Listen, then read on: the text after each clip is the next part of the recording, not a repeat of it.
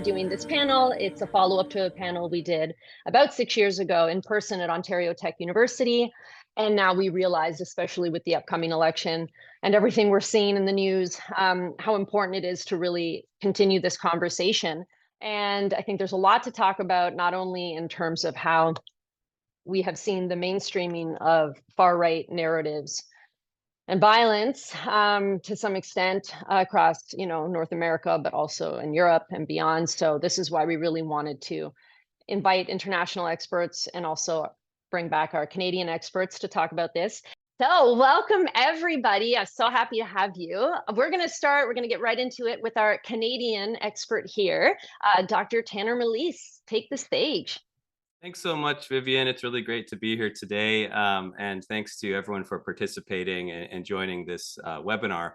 For my portion of the presentation, it'll be prefatory or introductory. I want to talk a little bit about what populism is as a media genre and how it works rhetorically or as a tool of persuasion by a populist political figure. So populism has been conceptualized and analyzed in various ways, but this approach aligns with Chantal Mouffe's framework. So rather than viewing populism as an inherent trait of an individual politician or a fixed, unchanging ideology, I take populism to be a persuasive political communication discourse that constructs a people in opposition to an elite, with the meaning of the people and the elite being variable, flexible, subject to construction, articulation, and contestation. So I take populism, whether mobilized by left or right politicians, to be a political media genre characterized by commonly used, easily reproducible, and somewhat adaptable genre codes and conventions. Populist discourse results from the communication practices of politicians, their political parties, and especially the PR firms and strategic communication entities that these politicians and parties hire and pay to manage their campaigns, their online images, their messages, their frames, their agendas. So just as Hollywood studios rely on genre formulas such as action adventure, thriller, comedy, drama, science fiction, when producing and marketing blockbuster movies and TV series, politicians and parties similarly rely upon media genres or playbooks or scripts when communicating with the public that they wish to influence. So politicians use the populist media playbook to try to organize the popular consent of a specific people to their party, their platform, and their policy preferences in their wider struggle for what Gramsci might call moral leadership or hegemony in civil society and at the level of the state. So one way to gauge the sort of populist genre of a politician or their party is to take a look at their political speeches at their party conventions. So what I want to do here is just briefly outline 4 key populist tropes or commonly recurring themes in the populist media genre and highlight some of these in Donald Trump's speech at the 2024 Republican Party convention and Pierre Poilievre's speech at the Conservative Party of Canada's convention in September 2023. So here is a brief overview of 4 tropes of the populist media genre. And I really want to emphasize this is a media genre. It is something, again, produced and sold by political marketing companies, by PR companies, by strategic firms to parties that pay these entities millions of dollars to manage their candidates' image for the public, to make it more palatable and consumption worthy. So the first trope of the populist genre is the people are good. The people is a very vague term. The people is like an empty signifier that can be articulated to anything. But the politician that is populist must construct a specific group of people within the wider sort of nation, territory, social formation as the people they wish to reach and influence and bring into their fold. So the populace may expand or shrink the definition of the people at any given time to suit their preferences for who is and who is not the people. It's always a sort of process of identity making, of an us and a them, a we and a they, a self and another. And populism does this rhetorical and constructive work at identifying a specific people and then normalizing that people as the people of the nation that the populace wish to speak to. So using the idea of the people, populists can encourage a sense of a shared identity among very different groups of people and mobilize the people around them and for the populist's cause. Well, the populist politician always defines the people in partial and selective exclusionary ways. They address this narrow notion of the people as a virtuous or a good group, ordinary good folks afflicted in some way by the bad and wrong decisions and actions of elite others. So the populist politician addresses these good people, these ostensibly good people, as if they always already know best, or at least know much better than everyone else, especially the bad elites that the populist is railing against. Furthermore, populists represent themselves as being in some way closely connected to the will of the people, or at least in tune with the people's real interests. They're simply a representative or a symbol of the people's interests. The populist politician will feign an empathetic connection to these good people, representing themselves as the champions or advocates for the people, sticking up for the people against the bad elites, however defined. So in Trump's convention speech, he, portrays select American people, his MAGA people, as the people, and represents these people as inherently brave and good and patriotic, often aligning himself with the people, framing himself, his actions and decisions, his ideas, his struggles, as one and the same with theirs. In the Canadian context, similarly, Poilievre constructs the people as good and hardworking Canadians, victims of an elite-driven system supposedly controlled by the federal government under Liberal PM Justin Trudeau and a supportive NDP party. He asserts the nation's meritocratic promise, ostensible success through hard work, and says this has been broken by these bad elites. Furthermore, both Trump and Poilievre frame themselves as champions of the good people, taking on bad, corruptive elites. Trump presents the people as ordinary, hardworking Americans that have been supposedly abandoned by Democrats, and to use sort of the sort of mainstreaming of a longstanding white nationalist, white supremacist slogan, cultural Marxists, and now just comrades and Marxists and these things. So emphasizing unity, Trump claims to run for all of America while accusing his opponents, especially the Biden-Harris Democrats, of undermining American sovereignty, supporting things like crime and immigration chaos and so on. So the second trope of the populist politician is that an elite exists. And I think that if you're going to go across the political spectrum, yes, that, whether it be a power elite theory by, C. Wright Mills or the way this works out in other forms of populism, the populist will always identify an elite and say that an elite exists. There's a hierarchy, there's a structure of power, there's an elite at the top. It's making bad decisions that are affecting people and changing their lives for the worst. So the elite exists and it is bad. But the nature of the elite for the right-wing populist is infrequently the actual elite. We might talk about business elites or large sort of scale entities like companies that are, gathering immense capacity to sort of shape the roles of law, policy, and regulation within a country. Usually for the populace, the elite tends to be the targeted of sort of a middle rung sort of society, and sometimes connected with those that are disenfranchised. So the elite's never really an elite, but they're using the concept of an elite to galvanize their base. So this notion of an elite that not only exists, but is always already bad and antagonistic toward the people is a key trope in the populist media genre. In the populist discourse, the fundamental distinguishing feature of the elite is that it is in an adversarial relationship with the people that have been defined. So populist politicians always speak of a bad elite that rules or controls or dominates the people from high above without the consent of the people. In populist rhetoric, the elite always thinks and acts in ways that work against the will and well-being of the people, and sometimes the well-being of democracy or whole societies. But again, the question we want to ask is, who is the elite in this populist script? Who is the elite being constructed by the right-wing populist leader? Populists may target a pre-existing group of elites or construct a specific group of people as elites. And the definition of the elite, just like the people, is very flexible and may change at any given time in conjunction with elite composition or just the propaganda of the populist and their political communication handlers. So the populist constructs the people as a protagonist and elites as antagonists. Always the people are imagined as good, the elites are essentially bad. The elites are corrupt, oppressive, exploitative, power-hungry, selfish, arrogant, domineering, controlling, unfit to lead, unaccountable, incompetent. These are all variously the slogans that associate with the elite the populist is working against. The populist, even when they themselves may be an elite, represents themselves as anti-elite, as anti-elitist, an ally of the people, an underdog in arms against the big bad elites. So, we know very well when watching sort of, Trump speeches and so on, the elites are simply not him, a billionaire with a very, very, very background of privilege and affluence, but rather it's just a few Democrats. It's a few Democrats and companies that assort the Democrat Party, a few political figures, sometimes the mainstream media, so on and so forth, become identified as the elites that are against the people that Trump is serving. So Trump positions himself as a warrior against these elites, using phrases like "nothing will stop me in this mission" to buttress his populist persona. Poilievre is less bombastic, but also criticized as an elite, almost exclusively associated with the Liberal Party of Canada and the NDP government the NDP party that has supported it. And emphasizes Trudeau's elite privilege as making him out of touch with economic reality, framing himself as a man of the people, offering common sense solutions for the people against elite-driven policies causing economic hardships.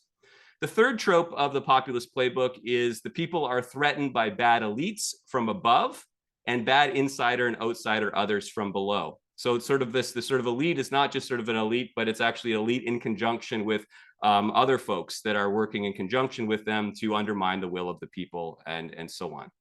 So the populist politician tends to construct insiders and outsiders at the middle and lower strata of society as adversarial others to the good and essential people they claim to represent or symbolize. Bad others, some combination of people constructed as domestic and foreign threats, work against the populist good people and their interests. Like the elites, the populace constructs these bad others in opposition to their good people and depicts these others as the people's enemy. The populist politician may depict the bad elite as a threat to the people from above and depict bad others as threats to the people from below. The populist politician may represent these bad other insiders and outsiders as a group that's being unfairly favored by the elite, or even as the elite's partner in a conspiracy against the people to harm or oppress the people. And we know very well these types of tropes play out in the speeches of Trump and Poilievre. But for the sake of time and expedience, I'll move forward to the next trope. The next fourth trope is that the nation exists. Populists are usually mobilizing discourses of nation, of nationalism, and the nation is good and glorious, but it's always being threatened by these bad insider, outsider elites and others. So populists invoke a glorious ideal of the nation when speaking to their people. They advance a very ahistorical, idealized, partial and selective notion of the national community. The nation's always imagined, according to Benedict Anderson, but in the populist playbook, it is something real and always already threatened by elites and the bad others that are inside and outside of that nation that are changing societal conditions or some combination of two for the worst. The populist politician always promotes promises to secure or support the nation in a positive way. They frequently promise a regressive nationalism. This is the populist and the people will rebuild what has been lost in the present and return to an earlier moment in the nation's history. And this is often a backward-leaning or mythical nationalism, which is very much part of both Trump and Poilievre's rhetoric in their speeches and in their online communication. So Trump's speech invokes a mythical America that must be restored, promising to, of course, make America great again by reviving lost prosperity, security, sovereignty. This is a very regressive nationalism, a mythical nationalism, calling for a return to a past era of ostensible American greatness, perhaps the high point of American empire post-World War II, up until the changes that started happening in the 70s. So this rhetoric evokes nostalgia for a time when America was, quote, respected, safe, of course, completely ignoring past inequities and injustices in a glorified image of the past. In the Canadian context, Poilievre focuses on the promise of Canada. This is more of a forward-leaning nationalism of sorts that is ostensibly based upon, meritocracy that has been undone not by 50 years of neoliberal structural adjustment or in economic inequality based upon the power of companies and actual economic elites, but it's something due to sort of meritocratic promises being undone by liberals and by the left. So the four tropes of right-wing populist rhetoric are found in these convention speeches of Trump and Poilievre. Both of these politicians construct the people as inherently good and moral, elites as bad, and position themselves as champions of the people against elites for the security, wellness of the nation. Their speeches use populist rhetoric to build an emotional connection with the people they target and mobilize this particular people in opposition to perceived internal and external threats to the nation. Of course, there's very big contradictions in this populist rhetoric that we can address just briefly in the conclusion. Both Trump and Poilievre claim to champion the people, while in reality, if we look at some of their policies, we serve very clearly elite interests. Trump's a billionaire whose neoliberal policies, such as tax cuts, primarily benefit companies and wealthy Americans rather than working class people. Poilievre criticizes the liberal government, but also supports neoliberal policies that align with corporate interests, such as deregulation and privatization, which have exacerbated social and economic inequality for decades. Both populists frame their opponents as elites, yet their real elite statuses, ties to elite backers and policies, may work against the well-being of the people they claim to champion. Furthermore, Trump and Poilievre attack select elites, their political opponents and allies, but their populist stance deflects attention away from their own privileged positions and backing by powerful elites. Trump, a billionaire born to monies, backed by large right-wing corporate donors like Elon Musk. Poilievre condemns Trudeau's family privilege, yet has spent his entire career with political institutions pushing policies that favor corporate interest, advanced by prominent trade and business lobby groups in Canada and internationally. So this anti-elitist rhetoric belies the reality of their own elite status and ties to other economic elites. In conclusion, Trump and Poilievre's populist playbook is sophisticated, but can be disputed and deconstructed when we approach populism, again, not as an essential trait of a politician or a fixed ideology, but again, a socially constructed discourse that is mobilized, created, operationalized, and used by politicians in a battle for hearts and minds or for moral leadership in civil societies and the state. So while Trump and Poilievre's populist playbook may effectively position themselves as champions of the working people, their rhetoric may ultimately serve to secure the consent of working class people to policies that exacerbate inequalities and maintain existing power structures, reinforcing a cycle of immiseration that is basically the grounds for the appeal of populists in society in the United States and Canada. So I'll stop there. Thank you. Fantastic. Thank you, Tanner. I think I'm going to jump to, let's see here, Dr. Winter, if you don't mind going. You're up. Thank you very much for having me. It's great to be here. I was going to say back in Canada, as you can tell from my accent, but also in such great company. So thank you. It's been 3 years since I published Reactionary Democracy, How Racism and the Populist Far Right Became Mainstream. I think the writing of that book probably corresponded to the first of this series. Now, the picture since then has changed dramatically, and yet many trends have been confirmed. While Trump was defeated in the 2020 election, the insurrection of 6 January 2021 demonstrated that the extremism behind his rise and his specter for the next election continue to shape and haunt US politics. And it has not, despite expectations at the time, prevented his comeback. Where some of the narratives about his working class support and threat to democracy are almost on constant replay, which is where we are today and why we're here today. One of the interesting things was the idea that when Trump was in power the first time, everyone was saying he's a threat to democracy, democracy is going to end, we're going to have fascism, and it didn't occur. And then January 6th occurred, and people said, see, we told you. But at the same time, they would say, but this ensures he'll never get elected again. And we're on this constant play and this tension between sort of the threat and potential of Trump. And I think that what that partly shows is that it hasn't, not only has it not been, I guess, understood or addressed what the underlying issues are, but also the idea of constructing Trump as the ultimate threat might be part of the problem. And that's something I want to talk to about today. In the current context, going back to that, in Europe, we have seen far-right electoral gains in France with National Rally, Italy under Meloni, and Germany with the AfD, which must give hope to Trump. In the UK, the recent elections saw a Labour government win, a Labour victory over the Tories and the far-right Reform UK, led by Nigel Farage.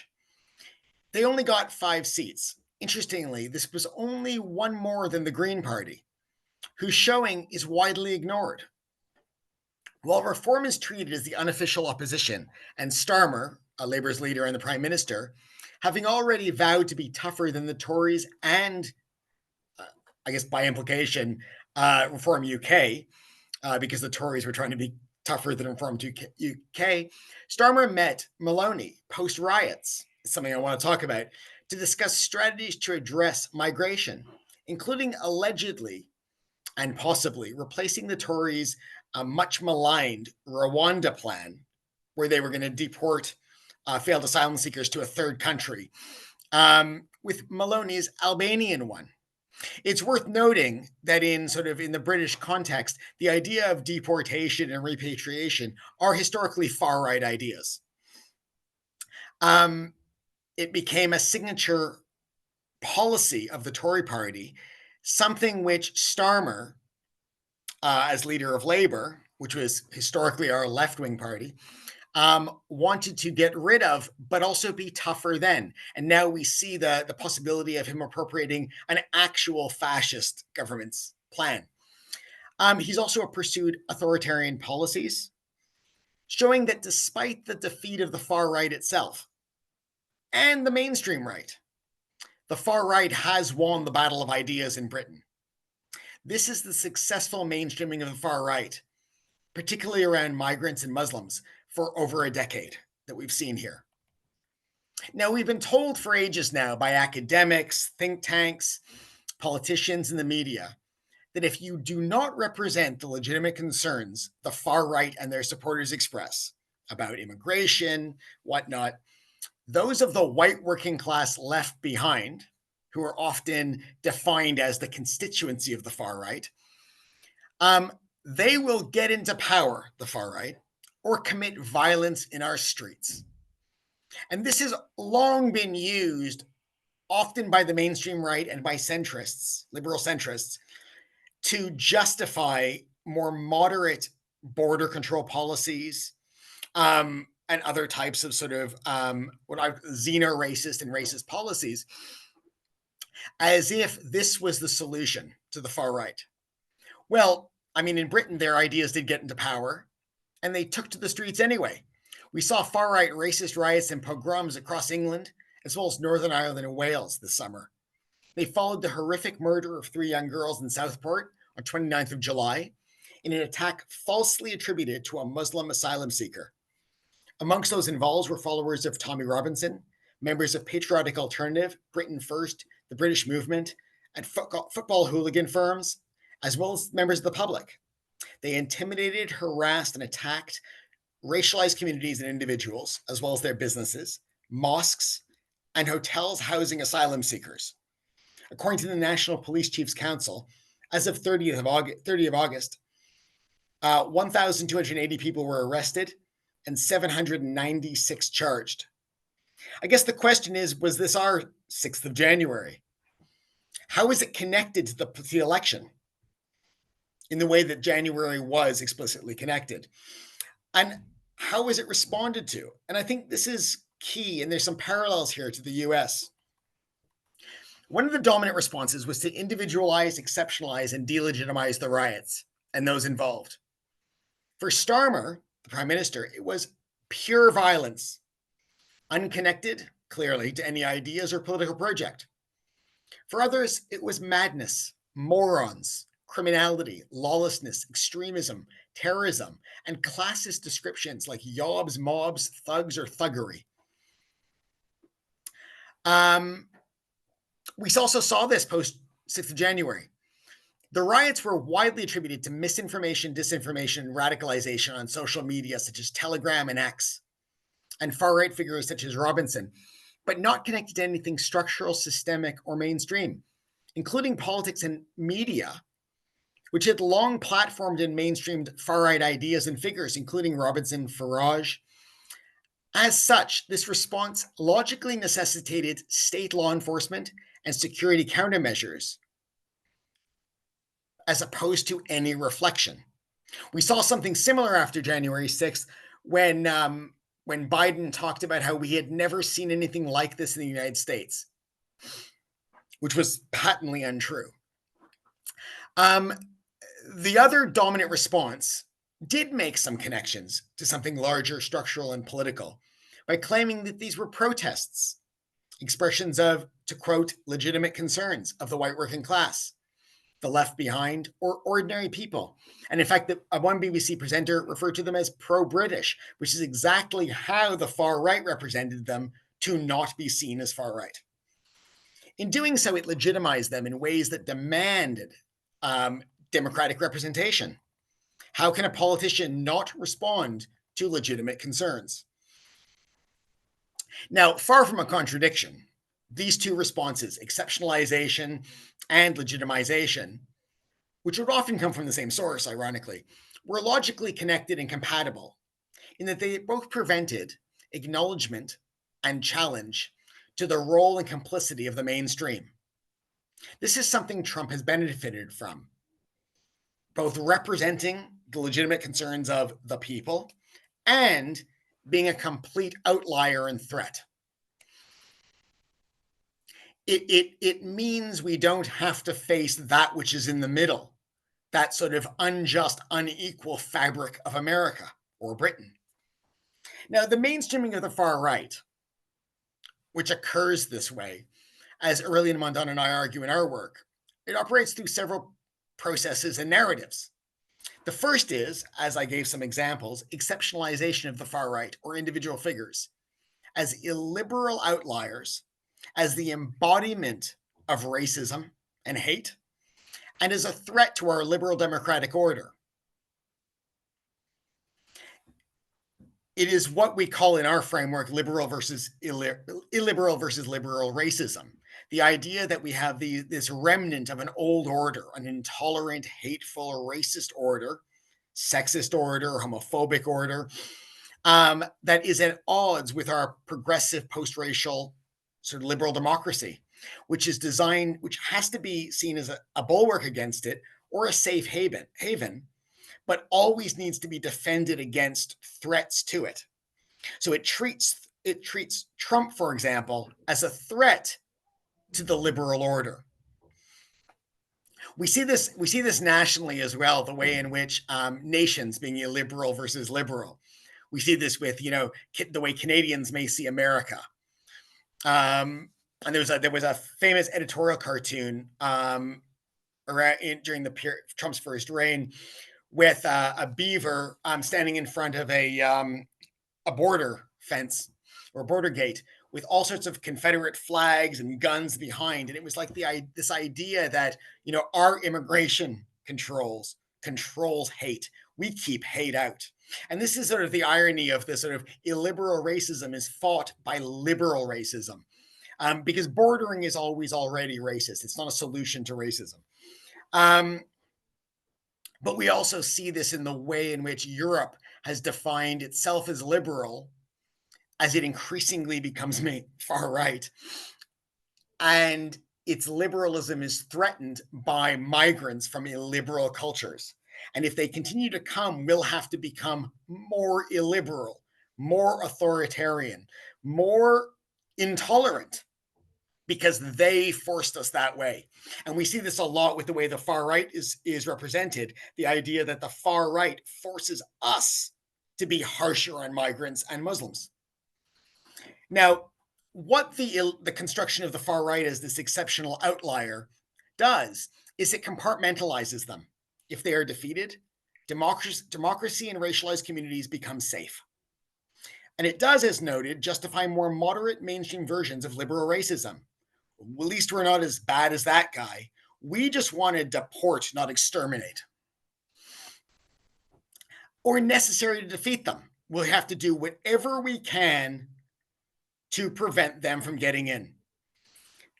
The immigrants in, and Trumpism in. We saw this in 2018 when Hillary Clinton made the argument in The Guardian that Europe needs to curb immigration to stop, to quote, right-wing populists. Now, I have a huge problem with this in the sense that I'm not sure what the problem with right-wing populists is if you think their racism and xeno-racism and anti-immigrant xenophobia is okay. What's the problem? Well, it actually accepts their ideas and targets and seems to be more about not liking the way they threaten establishment parties and the status quo. Now, the key to this is the description as populist, a term I don't use. While it uses a logic of it rejects the logic of it uses the logic of extremists. The right-wing extremists become populists. It does so in ways that euphemizes and democratizes these as populist. Often, I would argue, to retain their ideas as legitimate and as a popular demand, attributed often to fascists or the white working class, as opposed to something extreme, and represent a constituency in a polarized or divided country, as opposed to a constructed one in an unequal and unjust America, where Democrats and Republicans, for example, are not the two populations that require representation. And in fact, if you represent them both on the same terms, will protect capitalism, will control borders, then you're offering actually, you're betraying the fallacy of polarization. It's a false polarization that maintains the status quo. It's something we are seeing with Trump again. Not only has the entire Democratic platform and discussion been about defeating Trump, and I don't mean this in the conventional sense of we need to defeat the opponent. but it's saying defeating Trumpism is the only way to save America, which actually parallels his rhetoric, is still playing into his terms. How is this polarization or a democracy? Sure, this may win it for Harris and prevent another Trump win, but to what end? We see this in Britain, where we now have a far-right ideas in government under a Labour Party and the far-right on the street wreaking havoc.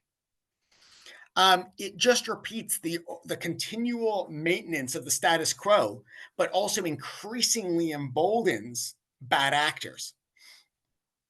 The reason I'm saying this is because it provides a warning not just about Trump as an individual, but narratives and analyses that even academics engage with and use that construct the threat and polarization in ways that maintain the status quo, including on genocide.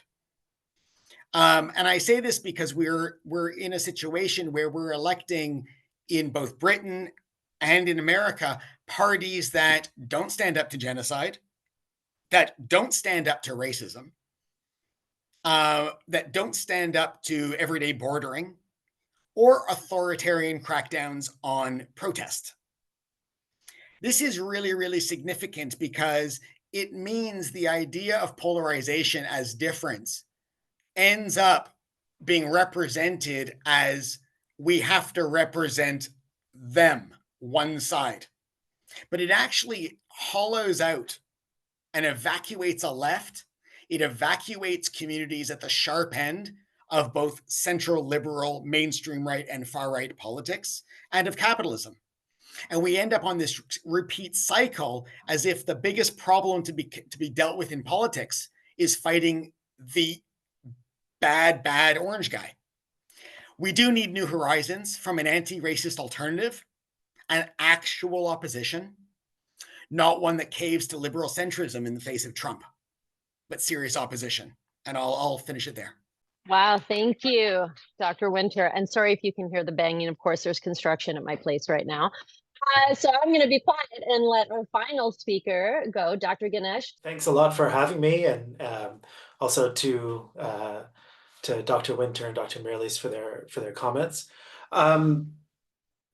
So I just kind of prepared like some general points, but also try to weave in also with what we've heard, which I think are some really important provocations. I want to start maybe by discussing a little bit more this term populism. So I think like Aaron, I'm very frustrated by this term populism. And I think one of the main issues with this term is where it comes from in the way that we use it in contemporary research today. So the term populism sort of is developed in European research on far right, at least the sort of contemporary word that we're using, right? That word actually, populism, goes back to European researchers looking at what was going on in the United States in the 20th century. But I want to start at this moment, right, where there's been research on the radical right and the far right in Europe for a few decades now, and populism was one of those words that was really often associated with that set of parties, right? And all of a sudden now, Donald Trump in 2016, all of a sudden becomes president. And now this term populism goes from being kind of a debate in European political science, it becomes catapulted to, the opinion page of every major newspaper in the world, right? So now populism has become this huge problem that we need to solve. And Trump is the primary avatar of this populism. And if we look at the data about who supported Trump, it's not uniform from the working class, right? I mean, this idea that Trump is a representative of the working class is basically bogus. We also see the same trends in Europe as well, right? So I was like, I've been really frustrated with this term, and I think, definitely Aaron Winter and Aurélien Mondon's work on this has been really helpful in sort of trying to think past populism. But also what we've heard, I think, from Tana's presentation as well, is that there's some useful things about thinking about populism as a rhetorical form. And so that's something that got my colleague Lisa Kaufman and I thinking in our book here, The Trump Carnival. Sorry for shilling my book a little bit. It's free, so I won't make any money out of it. But anyway, you can check it out. What we did start to find was that in political science literature, there's another perspective that hasn't gotten quite as much attention within the field. And that's in terms of thinking about populism as a style of communication, which I think has more in common with what Dr. Mirrlees had presented earlier. But what we found really interesting was that we could take this idea of populism as a kind of cultural style and how it's connected with certain kinds of transgression. So Pierre Ostiguy is one thinker in this area, and he sort of developed this idea that like populism is more connected to sort of like the manners, like low manners rather than high manners, in the sense of like high being associated with the political elite, low being associated with the people. And that's a really problematic way to think about what's going on here. But there's some other thinkers and researchers who tried to take some of those ideas and give them a bit more rigorous grounding. And one of those terms that came up when we were doing this research was transgression. And we both found this really, really very useful. So I think it's useful to think about populism from the frame of transgression. And the idea of transgression, right, is that you violated some kind of rule, right? You've transgressed against that rule. And so, for example, you can transgress against the sort of rules of a regular debate, right? And that can make you seem a little bit closer to the constituencies you're trying to reach, right? So, for example, Trump violates all these rules and he sounds like a guy who says it like it really is, you know, which of course we can debate about how true that is, but he gives you that feeling, right? Or he gives some people that feeling. Just like quite recently, Kamala Harris, when she was on Oprah, said, you know, like, you know, if you break into my house, you're probably going to get shot, right? And she's breaking that, she's sort of breaking out of that sort of, you know, well-heeled, suited up version of Washington politics. Right, so that's one way in which transgression can be used in a sort of populist manner. And it's not about low manners or high manners in that original argument. I think it's really important to get beyond that and to get away from that, but to think about what rules are being transgressed. Now, I think it's kind of a good thing, right, to transgress some of those rules, to bridge some of that distance between the sort of like political, like between the politician and the audiences and the constituents who might vote for them. So I think that that part of it can be useful. But Trump is not transgressing those rules alone, right? What Trump is transgressing is he's trying to transgress the basic fundamental norms of democratic society. And those norms, I think we should see as deeply connected with the kinds of liberal forms of governance that Aaron was just talking about. That, you know, that these norms are also connected with forms of racism. I think that's really important to keep in mind. But even those basic forms, those basic norms are things that Trump is violating, right? So it's like just the very idea of recognizing the equality of the person that you're debating against, right? Recognizing the equality of other people in the country, right? Recognizing, for example, that legal immigrants in Ohio, right? Recognizing their equality and not creating creating conspiracies about them that have now led to violence. So Trump is really all about transgressing these rules. And I think that's in our book anyway, the argument that we're trying to make is that Trump's violation of these rules is really fundamental to the kind of politician that he is.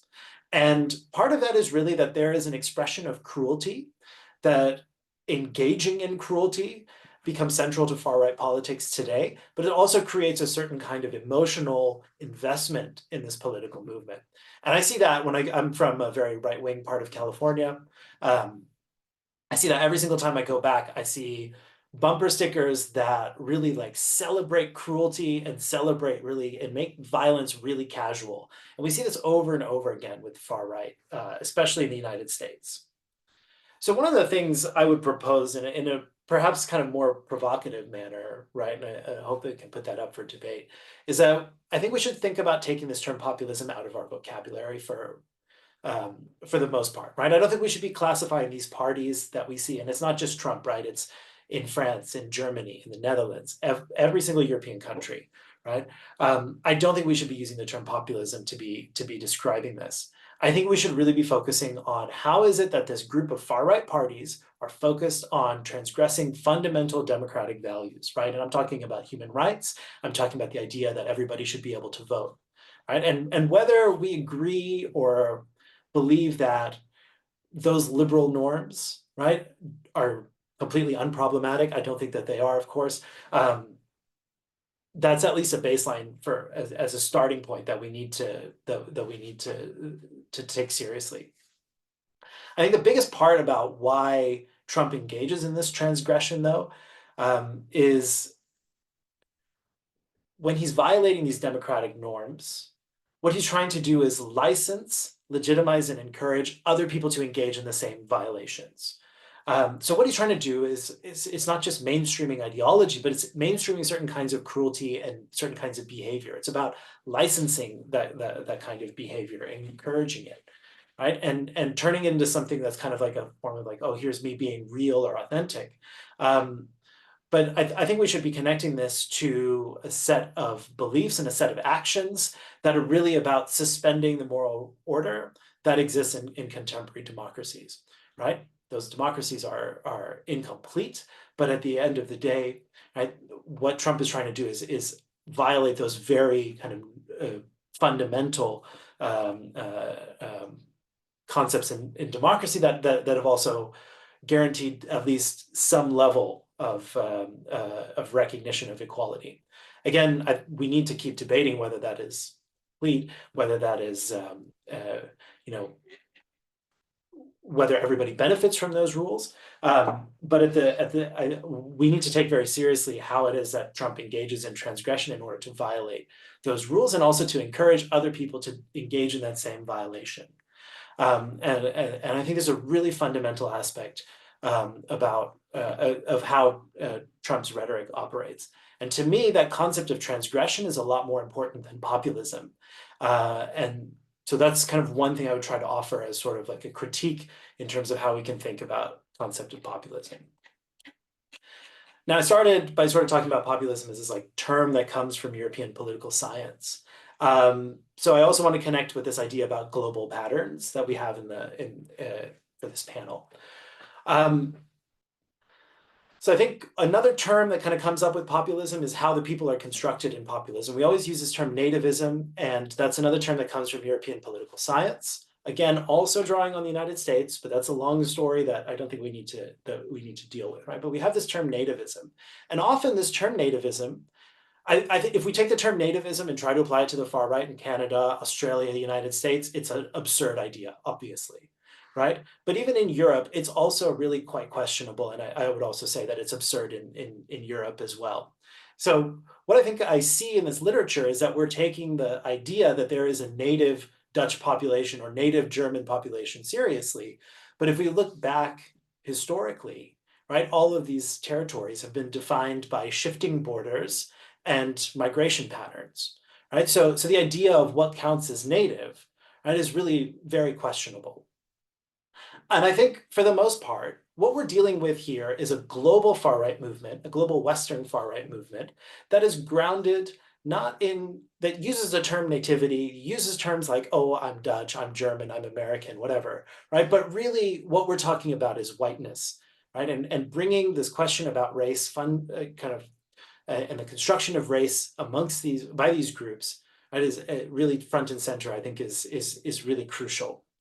So in a way, I think research has been comparative for a long time, but it's really tried to avoid sort of thinking about how this Western far right sees itself as a global movement that's grounded in a white ethnic vision that's sort of facing, that it perceives to be facing a kind of existential threat.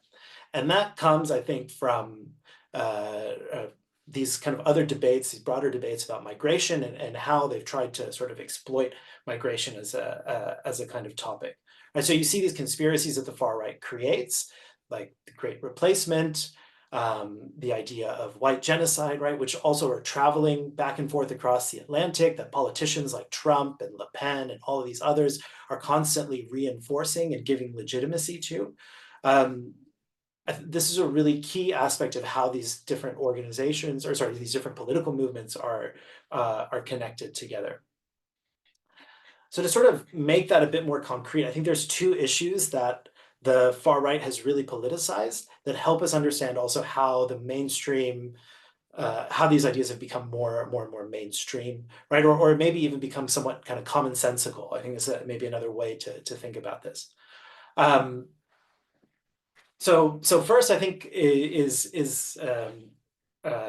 the issue of Islamophobia and the politicization of Muslim migrants, both in Europe and elsewhere. And this is sort of framed by the far right as almost as a genetic threat, right? And it really takes us to this sort of really kind of white supremacist imaginary.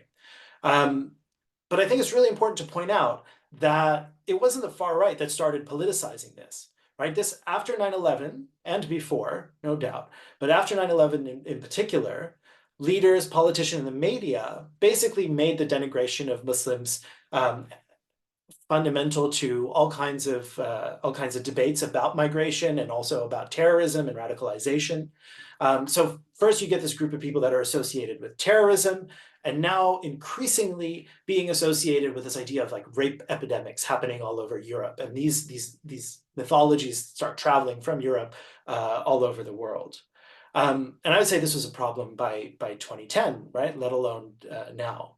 But I think Islamophobia lays out what has been one of the most profitable areas for far-right activism. And I would say it's the mainstream media that really paved the way for this to happen. So I would say these kind of like this response to 9/11, the sort of shifts in our discourse about that and the sort of problematization of Muslim migrants has become a grounding issue for the far right across Europe and North America. And it becomes a vehicle for more and more prejudices, the anti-Semitism, the anti-LGBT ideologies, the sexist ideologies of the far right. It allows that to become even more and more entrenched in our society. But I think in a lot of ways, right, the door was opened by Islamophobia and the failures amongst leaders, politicians, and journalists in particular in opening that door. Second issue I'll raise, I think might also be useful for our Q&A, is also how free speech has been politicized. So this is, again, I think, an area that the mainstream's opened up for the far right. And here, I would say technology corporations are primarily responsible. So when we look at like founders of tech companies like Mark Zuckerberg, Jack Dorsey, they had very childish and very naive, very American understandings of free speech as a kind of absolute right, which doesn't exist in any legal system in the world. Right? There is no absolute free speech anywhere. But I think this also created an opening and made it possible for Islamophobia in particular to travel super effectively across social media platforms, gaining kind of immense traction online and enabling the far right to kind of capitalize on this activism. The growth of Britain First from like 2014 to 2016 is a kind of case in point.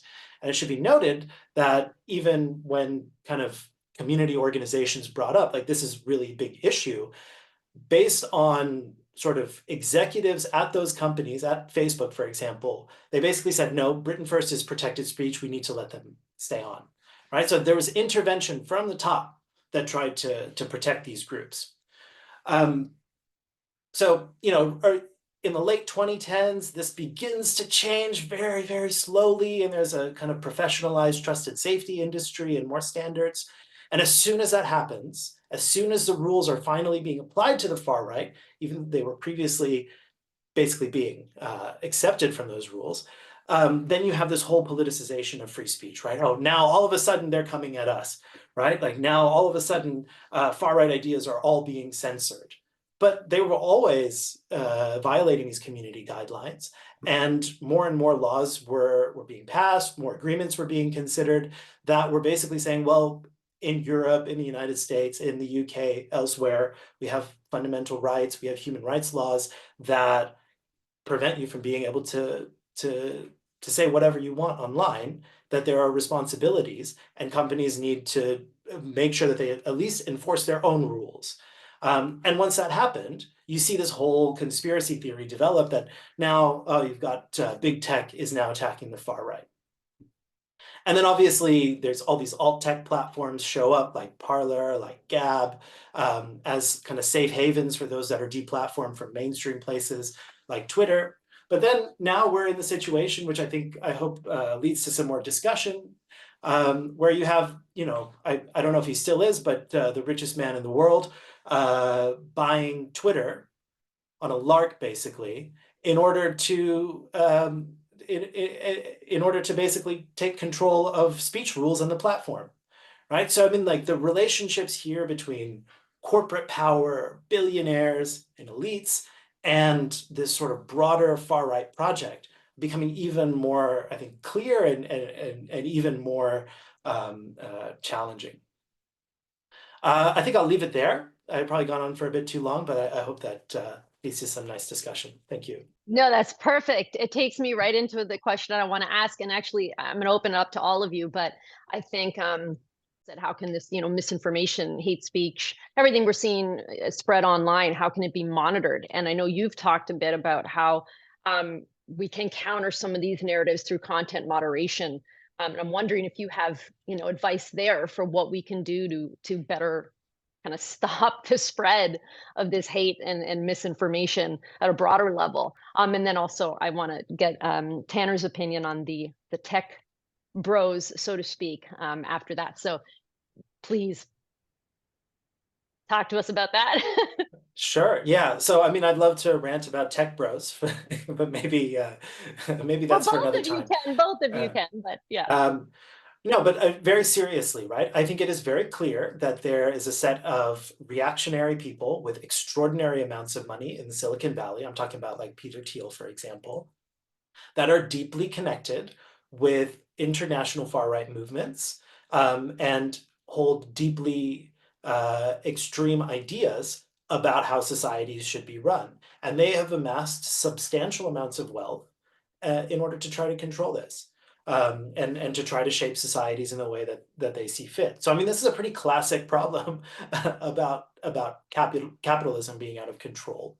But for example, you have a lot of people in Silicon Valley who are connected to these kinds of folks, right? Like J.D. Vance and Peter Thiel, right? There's a connection there. But also there's a lot of ideologues from Silicon Valley who are also kind of in that same movement and in that same sort of world, who are working with those kinds of discourses. That are also deeply connected with the far right in Europe, right? So there's actually there's been sort of influencers and activists within the sort of Silicon Valley community that have tried to build these kinds of linkages, right? And then you have someone like Elon Musk, who's now very clearly kind of shown himself to be a militant of the far right in terms of trying to take control of Twitter, right? And so I think here, it's important to remember that I think in Silicon Valley, Mark Zuckerberg said this once. I thought it was monumentally stupid. He said that Silicon Valley is a very far left place. And there's, of course, I've lived in the Bay Area for a while. There's obviously a lot of far left people there. There's no doubt about that. But it's a pretty moderate place. You go to talk to the engineers in Silicon Valley, they're not all, crazy Democrats, right? They're probably a bit more centrist than you'd expect. The people who run the tech companies are absolutely not far left people, right? So there's also this kind of process where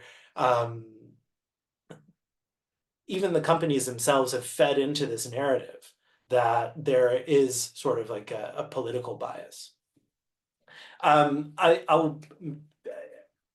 The billion-dollar question at this point probably is, how can we deal with this problem? I think a lot of people will say, oh, if you just take down content, then you're not going to solve the problem. And that's absolutely correct. You're not going to solve the problem if all you're doing is taking down content. But I think one of the ways we can deal with this is by questioning whether or not social media companies should be liable for not taking down content when it violates their own rules. Right? That's one way I think we can apply some pressure. And that's what the European Union's attempted to do, but it will probably take 15 years before the European Union figures out how to enforce any of its rules. That's another story. But with the Digital Services Act, for example, I think that there are some really good ideas behind the way that this has been set up, right? So I think putting pressure on the companies, adding liabilities for not following their own rules, we're not dealing with censorship at that point. We're simply just saying, companies, you have to do what you said you're going to do. And I think sort of really bringing back, whenever we have these debates, we always talk about, oh, freedom of expression is so important. And of course it is. But freedom of expression in every single paradigm of human rights law is balanced against dignity and the ability of people to live free from fear. And that is completely lost, especially when tech companies come to the table to talk about this. They're always talking about freedom of expression. They almost never will, you'll never hear the word dignity, right? But that actually, in the European Convention on Human Rights and elsewhere, in the UN Convention on Human Rights, right, the concept of dignity comes first.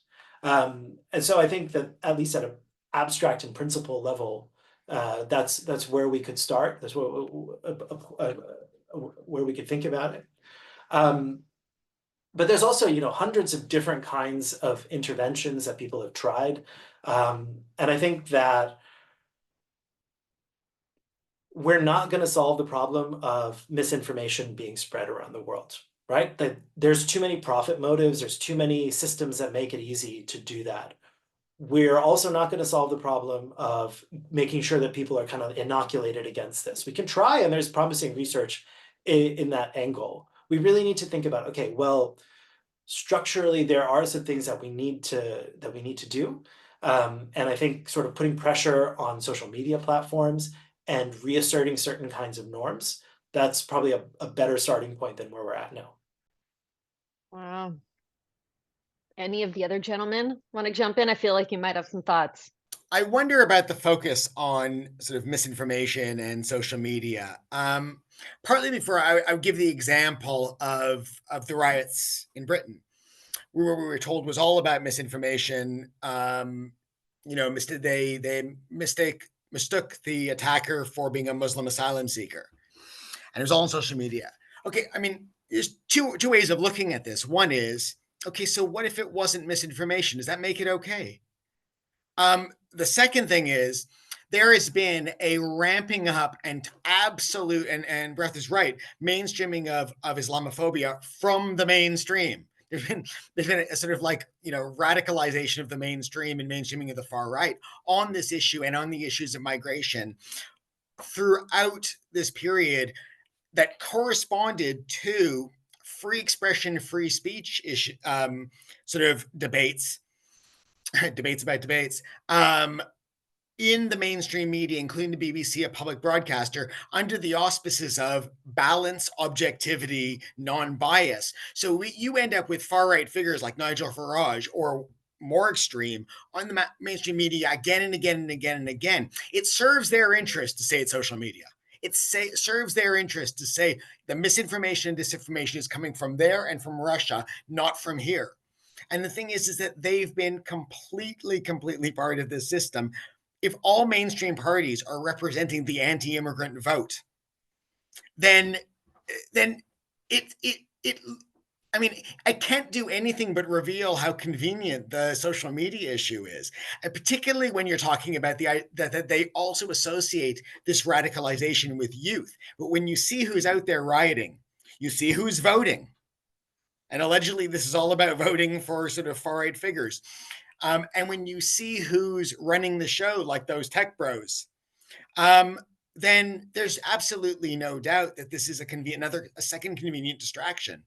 I would say that to make these kind of links, look, industrialists going back, media barons have not been foreign to fascism historically. And in fact, they're also been largely historically huge donors to political parties. And I don't think it's merely the vision of a future or a world that they're pushing for that is racialized. It's also one that is absolutely deregulated and absolutely free for them to exist in and benefit from. It's no coincidence, again, that the people, those financiers, tech bros, millionaires, establishment parties, elites, are pushing a white working class populist narrative that is saying, look, We have to cut costs. There's austerity. We can't afford this. We can't afford that. The politicians are saying the exact same thing the corporate leaders are saying. We can no longer afford to give you permanent contracts. We no longer afford to give you health care. You need to buckle down. The politicians are saying the same thing. And the trade-off for those at the sharpest end, if they're white, the white working class left behind, is you get some racism and scapegoats, but you don't get a living wage, health benefits, a guaranteed health service, and a guaranteed pension. And so I don't think capitalism, and if you add to all this, the fact is, and I want to go back to Bharath's idea of the far left, there is no far left. And I mean, radical Democrats might be liberal left of center. Like the fact that on capitalism, and on capitalism has to count. The way we identify the left in America has traditionally been, what are their values? That's a liberal framing of things. And the fact is on capitalism, they're all pretty much on the same board with different versions of regulation and different versions of adjusting for inequality, right? And so the fact that you end up constructing a white working class and they're going to get racism instead of equality. You have tech bros wanting deregulation, pushing politicians for deregulation. And then you have the left cut off at the pass because they allegedly, Sanders or Corbyn here, cannot possibly represent the working class like that the far right can. So centrist elites are going to do it. The idea that the left doesn't represent working class, but centrist elites do, and Tories, is absolutely laughable. But in fact, this shows how much of a program this is about racial capitalism. And the key, and part of that is capitalism. It's not just racism. I mean, I think that's sometimes, that where we have to go. We really do have to go to the political economy of the economic system and understand that in terms of system logics, organizations, institutions, and then basic decisions and choices that various entities, including individuals like Elon Musk, are pushing for at the level of public policy to essentially, design a system that maximally benefits their interests at the expense of everyone. They can use rhetorics of populism. They can use rhetorics of racism and sexism. They can use all of this to mobilize a base, at the same time deflecting and distracting attention away from the ways by which they concretely benefit in ways that their actual base will not, by the very policies that they're advancing at the level of the state. So to the tech bro thing, I mean, yeah, the figures, this idea that Silicon Valley is like a liberal stronghold has dominated, alt-right, far-right, white nationalist politics, and even mainstream conservative politics for some time. Figures like Steve Bannon, Tucker Carlson, Donald Trump Jr., frequently depicting the tech industry as the enemy of conservatives, as essentially a bastion of liberalism, and more so like some absurd notion of leftism or Marxism, where again, in the United States conservative context, there's no line drawn between liberalism and social democracy, let alone liberalism and like democratic socialism or communism. They've all been muddled together in a completely confusing and distracting way that muddies the waters of civic, reasonable political discourse and really does confuse people because the literacy to even distinguish between these ideologies seems to be diminished drastically.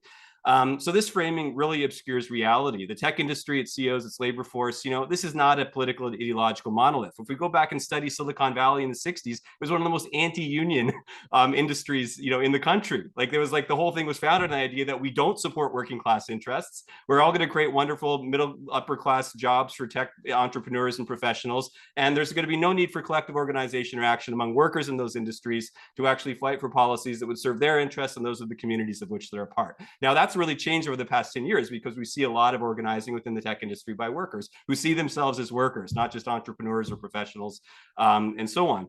But this industry is not a monolith. It is politically dynamic. Sure, many, some tech CEOs may lean liberal, not left again, not left at any stretch of the imagination. There's a significant faction we can call the far right tech elite. And this is what I've become more interested in. And I think Bharath and Aaron have both reflected upon this. But this far right tech elite is very open and very vocal about supporting Donald Trump's 2024 campaign and about actively being overt members of the Republican Party and kind of conservative culture warriors, with I think Elon Musk, one of those richest and powerful billionaires on the planet, being exemplary of this. So, and again, the reason why this tech elite supports Trump is because he is promising them to prioritize their bottom line, their financial interests, their class interests through maximalist free market policies, low taxes on their businesses, on their wealth.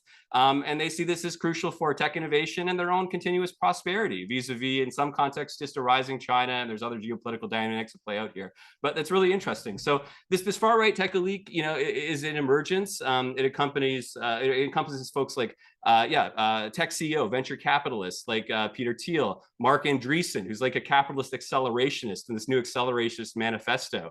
Elon Musk at X, Tesla, SpaceX, Larry Ellison of Oracle, smaller tech entrepreneurs, like, well, they're not like small, they're like millionaires and billionaires too, like Palmer Luckey, Joe Lonsdale. And then there's all of these other smaller, like sort of more openly white nationalist or alt-right tech entrepreneurs that are backing these platforms, as Bharath pointed out. So this, again, just puts to the lie the notion that Silicon Valley is essentially liberal or left-wing. It also highlights this big contradiction in Trump's campaign right now, right, where he's kind of railing against Silicon Valley and like media and tech elites, all the while being backed by some of the most powerful billionaire tech elites on the planet, who see in Trump's presidency a way for them to realize their dreams of maybe becoming trillionaires, perhaps. Wow. So I'm looking at the time, but there's so many more questions, but we're almost out of time. I'm just going to ask one final question that Ivan actually asked. I have my own questions, but I'm going to go to the audience questions, because I think it's a good way that we can kind of wrap this up. And all of you jump in if you like, a couple minutes. As Ivan puts it, do we abandon or dismiss the far right, or do we try to engage in meaningful conversation? How do we approach them? I think that's a question a lot of people have and don't really know, how to proceed when they see these things and they encounter people from the far right, either in real life or on social media. So I wonder if you have advice for Ivan and people like many of us who probably have the same question. Yeah, I mean, I think that was kind of part of what I was trying to point to, the idea that they've been treated as this exception that we have to focus solely on. I think that's part of the problem. The reason they're getting so much traction is because they can be both at the same time, which allows you to kind of like, it allows societies not to reflect on themselves effectively. But I think one of the important things is I think we have to stop treating them as if they do represent the ills of society, the inequality, the racism, etc., because it's too functionally helpful, but it also allows them to be transported back into society. And we see this again and again and again. I think it is important to be aware of the threat of the far right and fascism. There's absolutely no doubt. But you don't treat it as exceptional. You make a connection between it and the mainstream and the system and society you live in. But you also police. So because if you exceptionalize it and focus on so much, you end up disconnecting it, but you also end up fearing it to the extent that you're willing to do anything to keep it at bay. And I think that has become the dominant narrative. And that's why their ideas get mainstreamed again and again and again. And I think it's why we are where we are, partly. That if we take it as a symptom of a problem, that we need to combat the problem, and that problem isn't class inequality. That problem is racism, authoritarianism, and inequalities in that system that we need to address, and we can't address it by accepting its terms and throwing out the individuals that embody it for a moment. Great answer, Yeah. Tanner.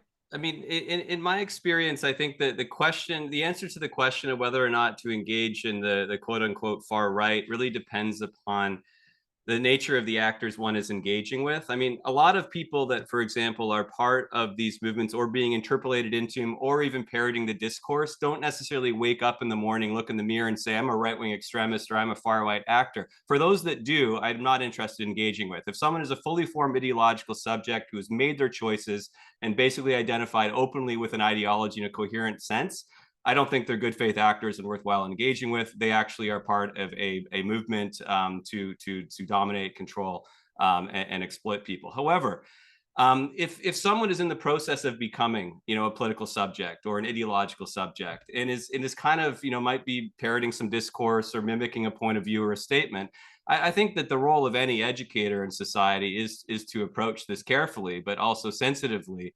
So it's, I guess, the difference between, the way one might engage with an 18-year-old or a student that's coming of age in the political world, and might not have sort of, again, a clear-cut ideology that they're openly identifying with or aligning with, but they might sort of, say something that sounds like something, Musk said on X, or something that Trump might have said. And then you can engage and have reasoned debate and dialogue and try to understand the assumptions and assess that in a balanced way.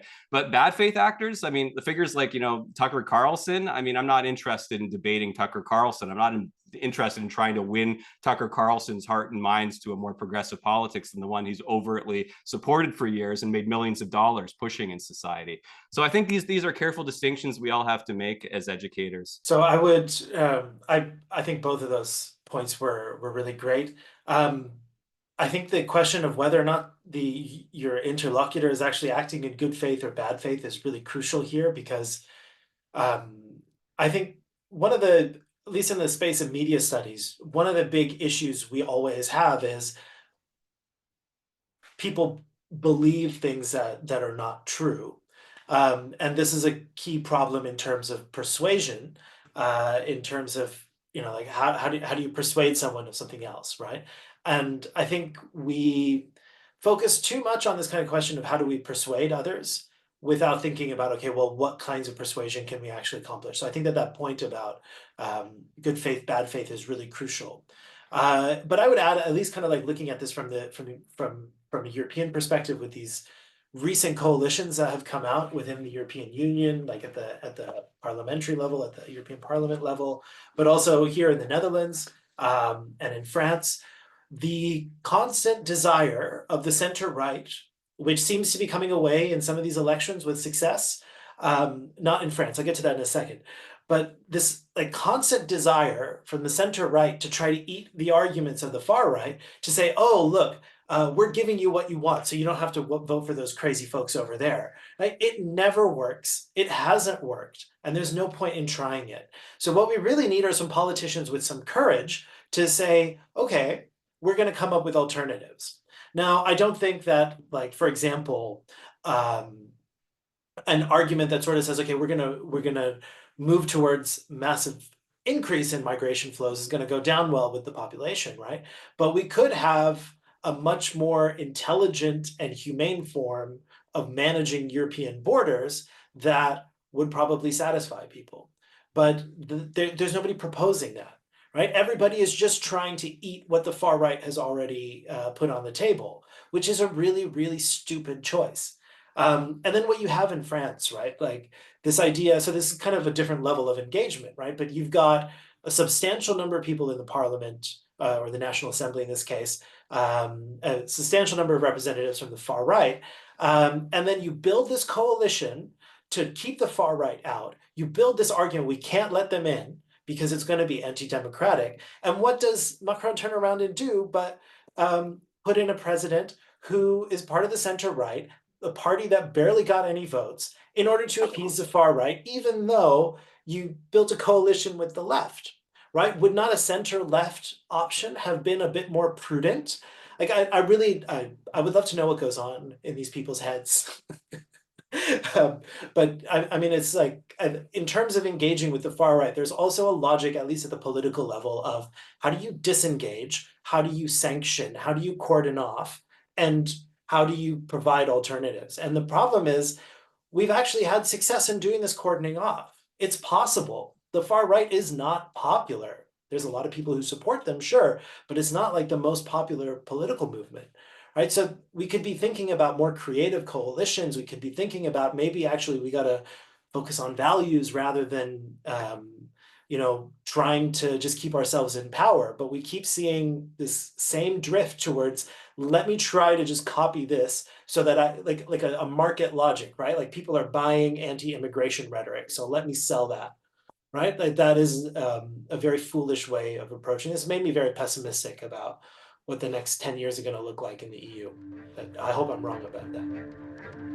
Thank you so much for taking the time. It really means a lot. I think it's really important we have these conversations.